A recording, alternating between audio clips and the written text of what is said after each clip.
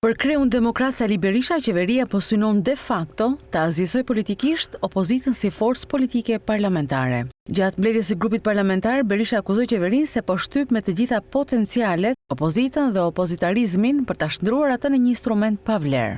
U bën 10 seanca parlamentare, në të cilat qeveria në 9 prej tyre i mohoi opozitës çdo debat për çdo çështje që erdhi në parlament. Duke përjashtuar bojkotin si opsion, pas mbledhjes së gjatë të grupit, Berisha tha se opozita do ndërmarrë një aksion për të rikthyer funksionimin normal të parlamentit sipas rregullores dhe parimeve demokratike. Plani ynë është të përdorim të gjitha mjetet derisa parlamenti të funksionojë. Bojkoti nuk është, edhe një herë, nuk është opsion.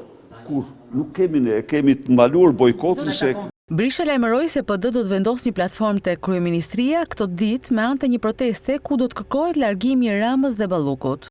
Vendosim aty platformën për të kërkuar largimin e Edi Ramës dhe Belinda Balluku, të dyshes më famzez në korrupsion në historinë e Shqipërisë. Berisha deklaroi bindur se fillimisht do të vendosen këto masa e më pas do të kalohet drejt protestës kombëtare.